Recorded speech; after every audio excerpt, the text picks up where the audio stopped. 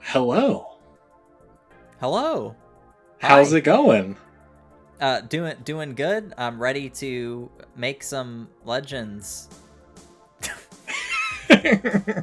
Well, you're in luck because that's what we did this week. Oh, that's good. What I did? You Did I black did. out again? You Did I? blacked out. You did it again. Oh no. You took When your Ambien at night and you sleep drew. I slept through and Yep. sleep podcast. your Yep. your podcast. You're sleeping right now as you This is podcast. after 71, or this would be 71 magical episodes. Yes. I think I have almost mastered starting a podcast banter. Is the You're getting there. You're getting there. Yeah, once a week. I've got to work at it. I keep chiseling the stone, and soon I'll have something. Like a true artiste.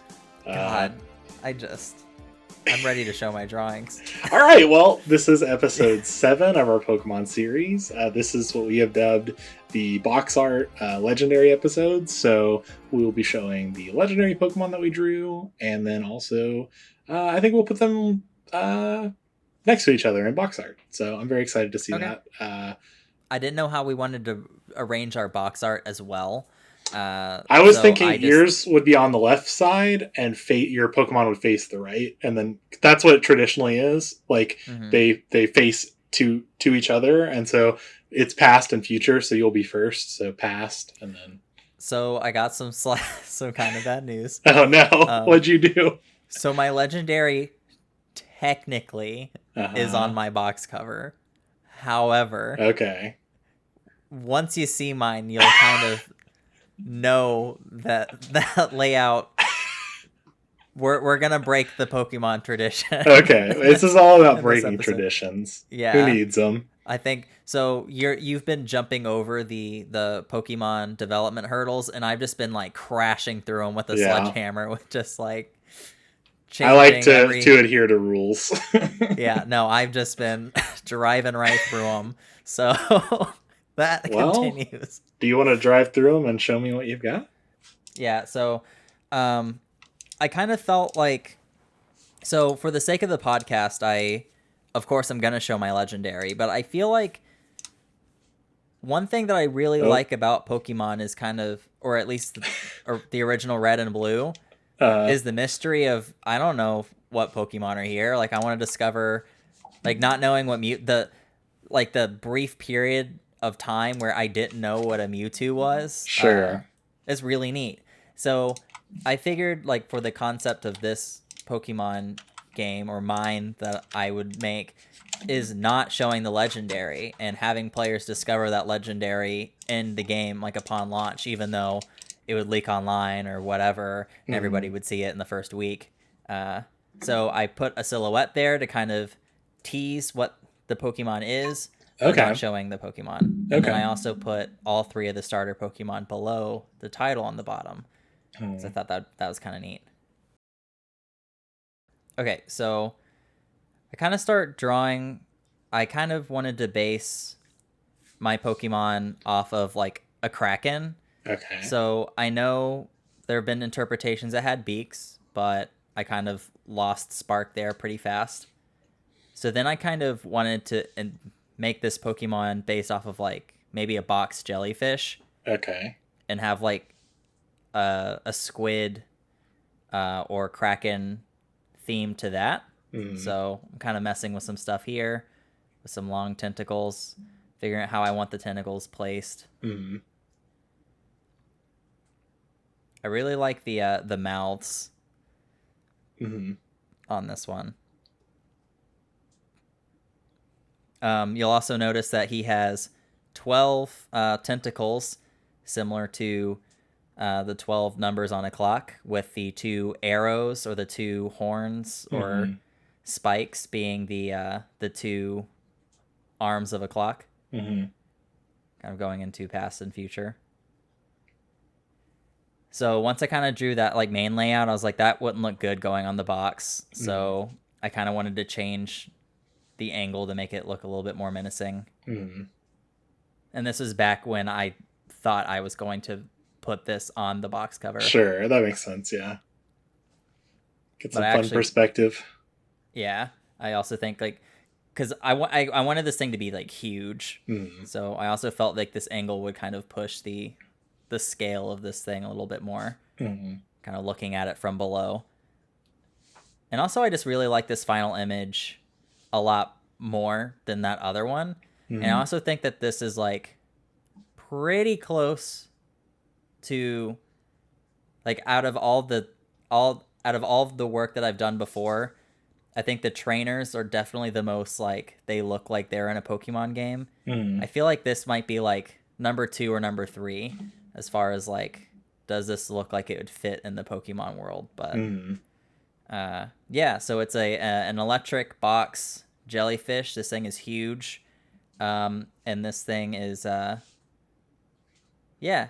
So that's nice. Yeah, and I did not think of a name. I didn't even consider. I didn't even think about. It didn't even occur to me that I needed to name this thing until like literally just now. So I don't have a name for it. So that sucks. Well, think of it, and I'll include it at the end if you want when I'm editing on Tuesday. We'll call it Kratoa. Kratoa. Kratoa. Is that? I feel like that's a name of something, but well. Not Kratoa, in Pokemon, no. Yeah, we'll call it Kratoa. Okay. Beautiful. Yeah. Snaps Randy. Yeah. Thanks. Is he just electric type? Yeah, electric and water. Nice. I like it. Yep. Thank you. I'll go ahead and stop screen sharing. Okay. Yep. All right. Are you ready to watch mine? Yep. So I'm not done coloring it, so this will be something I probably finish tomorrow while I'm working. Here we go. So this Pokemon is based off of the Aboriginal legend of the rainbow serpent, the like flying rainbow snake that they have, which is tied to giving life. I'll read you a little bit about it, I guess, as I draw it. So the Pokemon is named Arkaroo, and that's a combination of like a couple of the Aboriginal names for the like rainbow serpent, and also Arc, which Arcus is part of the Latin word for rainbow. So Arkaroo. So this is the future Pokemon. It is dragon and fairy type. Its ability is called Rainbow Scales, which you will understand, as it gets colored in. Rainbows have been a very strong theme of so aesthetic. This is kind of series. Why the whole time I knew I was going to be doing a Rainbow Serpent, so it made sense to obviously have rainbow stuff going on in the region. I'm liking the horn. There's like some Dratini influences. Like I'm seeing a bit of Charizard. We are really trying your best to stray away from Rayquaza. I definitely like it. This looks nothing like Rayquaza, which is like a huge great work because I don't know how I could have done that. Thanks. I definitely wanted it to reflect that it lived in like the Great Barrier Reef, but also. There's several serpent type legendaries and dragon type legendaries that I had to really make sure it didn't look like those. It's known to, in the Aboriginal legend, it's known to give life, but it can also be destructive if it's angry, and so that'll be kind of part of my story of the region. It's rainbow scales as well. So the tie into time. So rainbow scales on this serpent represent like the various seasons. So my like spin on that is like seasons are obviously like the marriage of like nature and time together. So that's why it's kind of representative of like the future and tomorrow, the next season, so to speak. So this is my legendary. The hardest part about designing the Pokemon for me is I think my art style tends to lean a little bit more towards like the cutesy, like playful aspect of it. But I looked at like past like box art legendaries, and they all are very serious looking. Yeah. And then like the the Mews and like the Jirachis and stuff, always, or the Right. Celebes are always like the cutesy ones, but they're like what are they, mythical? Is that what it Mythical, is? not technically legendary, but So like the mythical ones are yeah. usually like the short cutesy ones. So Yeah. that was like the hardest aspect for me designing the legendaries. Mhm. I think this definitely like matches like the serious tone of the rest of them. Sure. So I guess I'll just get into the story of mine. Sure. Yeah. You can just start Okay. reading it, yeah. Okay. So I didn't write anything down. Okay. But so the story of mine is you are going on vacation with your mom, as is Pokemon tradition. I did keep to that tradition. Only a mom, never a dad. Yep. You never have dads. So you're on vacation with your mom. You get to Pasali. When you get there, you have a luggage issue at the airport, and you grab someone else's suitcase that is not yours. You open it up, and there are 3 Pokeballs inside. So you're so a you already thief. have a classic case of missing luggage. Though it's not the best thing to do. You take a Pokemon, which will be your starter, and you sign up for a Pokemon activity at the resort that you're at, Pokemon battles, ultimately resulting in you battling a gym leader at the resort in this little island in the middle of the beach area. You can see it in the map. So once you beat that gym leader, it kind of sets you off on this tour of the island. You are now tasked with touring Pasali while you are still there and battling the gym leaders to become a Pokemon Master. You soon decide that you will use this opportunity to try to return the suitcase to the rightful owner. However, this shady organization seems to be heavily fixated on this bag that you had accidentally taken at the airport and seem to try to take it for themselves. So as you navigate Pasali, battling gym leaders, you are also fighting or running away from this organization. The owner of the suitcase happens to be the professor of Pasali, who is an archaeologist looking for the lost city of Atlantis. So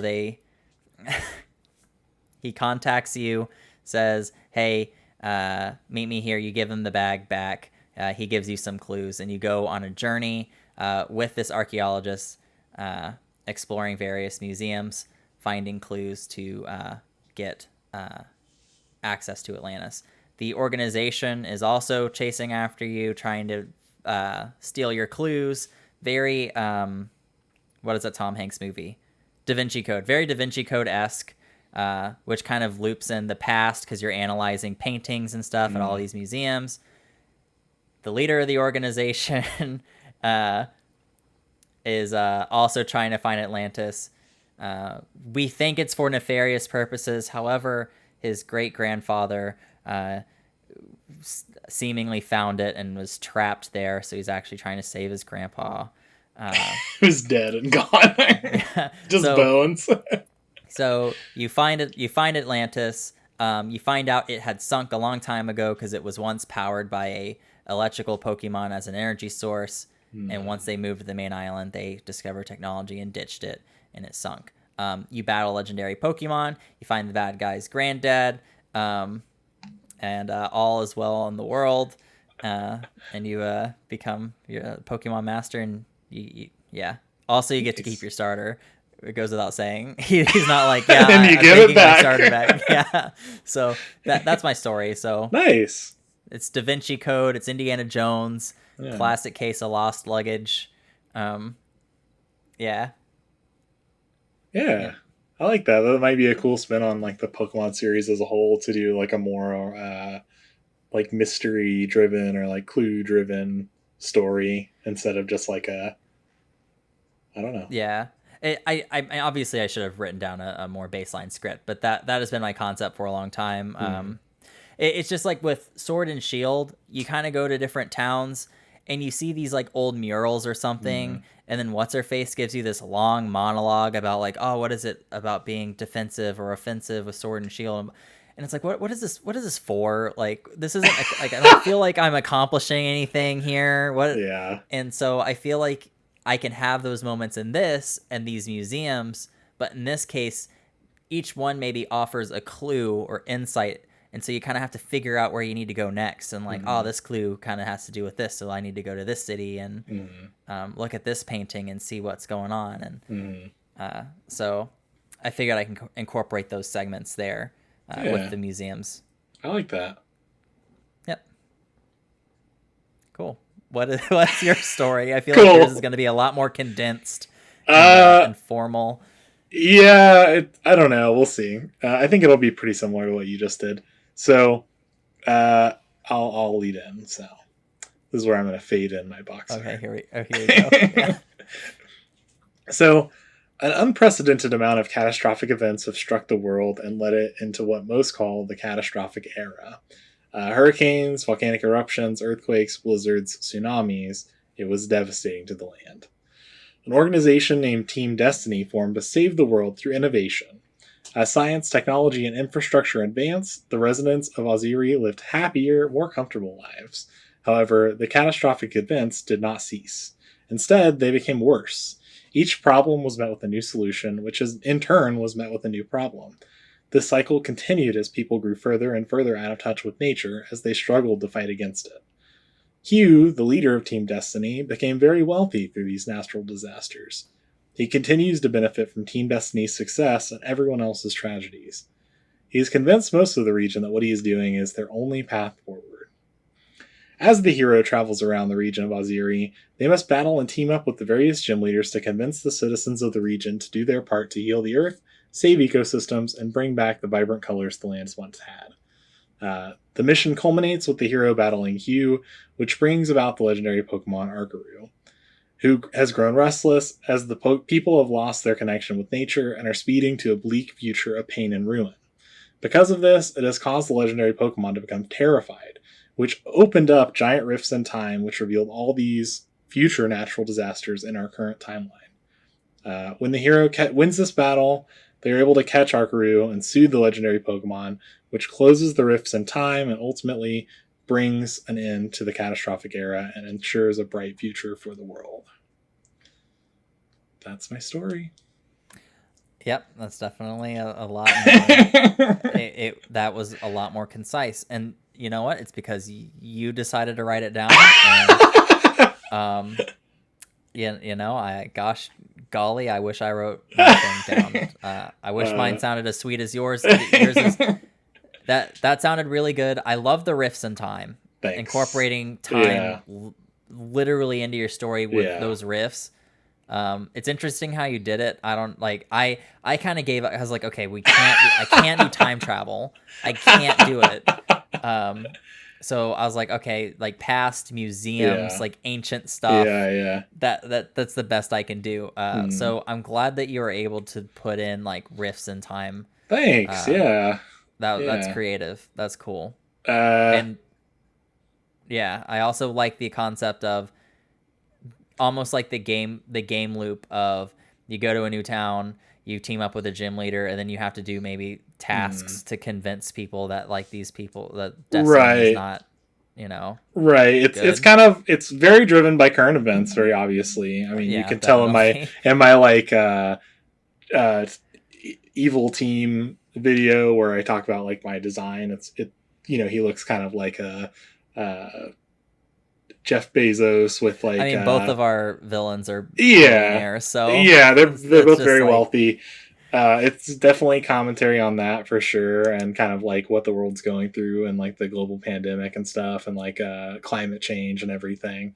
But yeah, I mean, I think it would be cool to, as you travel around, like instead of just going and doing a battle, I really liked the way they did it in Sun and Moon, even though not everyone did. So ultimately, like, it wouldn't just be like a straight battle with the gym leader. You'd be doing stuff to like, prove yourself to, the citizens of each town. And like, ultimately they rally behind you. And like, when you figure out, cause the the time rifts that the legendary Pokemon is opening is not like an immediately apparent thing. It's something you discover like as you get towards the end of the game, and Yeah. so you're like, oh, like it's not like anything that's happening right now, but it's just like that's the future we're going to. So like if I catch this Pokemon and like stop that, then like we can kind of fix the problems that we're having now. So yeah, I don't know. I guess it's like a something to help me work out what's going on in the world right now. I don't know. Sure. Hopefully this has been therapeutic for you. Yeah, a little bit. Yeah, I really like your story. Thanks. I think all of the lore and stuff that you've put out would make pretty convincing 4chan Nintendo Direct leaks. Like that story is like written and condensed in such a way where yeah, you could leak that online, and I think that's let's leak convincing it. enough to be a. Have you seen those videos where people like create a fake Pokemon and they like leak it and then like they like reveal to everyone that it was fake? Have you seen that? I haven't seen too many of those that were successful. I've seen one or two like Smash Brothers leaks that everyone took as truth, and then after like a week, the creator of them were like, "Ah, it was a joke. I made it. Here's how I did it." Yeah, they did one of those with a Pokemon. I'll send you the link later, but it's like I want to say it was like a mosquito type Pokemon or something, and this was before the Mosquito Ultra Beast Pokemon, but yeah, it was like they made like a 3D model of it, and then they like took a bad quality like photo of like a game screen. It was like really cool. We should do something like that one time. That might be fun. Yeah, I'd be down. I think that'd be cool. Create internet confusion. There's actually a, and this is kind of a sidetrack, but there's this really long video when Origami King was announced. These people were like, all right, well, this fucking sucks because we were working on this really detailed like video leak of a Paper Mario game, and here's all the work that we did for it. And they show this really elaborate video, and like they got programmers and 3D modelers and like artists to do this like map over. They had Mario walking around with a party member and stuff, and they were like, yeah, and we were gonna reveal it in a couple weeks, and this happened, so fuck. I love that. I love when people do that, but also I love when they like a couple days later or whatever are like, oh yeah, that's fake. Like, yeah, I hate when people like that. try and pass something off as real, because I'm like, all right, like whatever. Well, I like both, because it's always like, I love the speculation period of, oh, is it real? Is it fake? What do you think? Like, and people analyzing it and stuff. And then once it's revealed to be fake, most of the time it's done within like with good spirit. And so the person who makes it is always like, yeah, here's how I did it. And they're always like very like, yeah, I'm so excited that like everyone thought it was real. Like, it's so flattering. Yeah. And it's also kind of cool to be like, wow, like I thought it was real. Like, good for them, yeah. But yeah, I mean, fandoms can get toxic, so yeah, I can totally see how I can go off the rails. But I think what I dislike about the speculation period is like one person will make an unsubstantial comment or a speculative comment on Reddit, and then a YouTuber will make an entire 20-minute video about that one comment, and I'm like, Jesus, dude, like this is not like yeah, I know you need video content, but like do like something else to make it like do some research into something, or like any amount of work other than just taking one comment and making a video about it. Like, oh yeah. Anyway. Okay, well, fuck YouTubers. Well, if you've enjoyed this, please like and subscribe. I think that's all we got for this episode, right? Yeah, we got our legendary. All right, so this is the end of our Pokemon series. Oh, so there's not another. Oh, okay. Well, so we'll do the game trailer later, but I don't think it's gonna happen next week. So okay, yeah. So it'll happen. Yeah, eventually. if you've enjoyed this, like and subscribe. Let us know if you would buy Pokemon Past and Future. We're not competing. We're not competing. Yes, these are companion games. So yes, they're sister games. Yeah, so sister. Yeah, I'm gonna link my work with yours. I'm gonna get a stapler and staple both of our pages together. Yes, so this was a group project for sure. So yeah, let us know if you would get Pokemon Past and Future. You have to buy both. There's only one bundle. We're selling them in a bundle, so you can't just really want to solidify. But yeah, I hope you have enjoyed the series. I think I speak for both of us when I say that. If you'd like us to do more Pokemon content, wait a couple months. Probably, yeah. I'm done with Pokemon. It'll probably be very encapsulated, like one episode at a time in the future. Yeah. Like we'll maybe do like a Pokemon or something like that, but we won't do like a whole other full game. Because even though we've done so much, I don't know if you feel this way. Even though we've done so much, like there's still so much stuff that we could do for a Pokemon game that I don't feel like we've like fully finished it. You know what I mean? And so like I'm done with Pokemon for a while. No, I agree with you. I'm saying I agree with you. I'm finished. I don't want to do Pokemon right now. But like there's so much that we could have done more of, I feel like, and I'm like, I'm so exhausted. Like I don't have it in me. maybe next year. Pokemon Past and Future 2. Or no, we can both work together on a third Pokemon Present. Okay. In a couple months. And it will be our gift to you. Yeah. So take a look at our other content if you've enjoyed this. Reach out to us at Desk Popcast on all social media platforms. Definitely give us a follow as well. And we'll see you later on the next episode, which we'll be doing something. We'll do something artsy.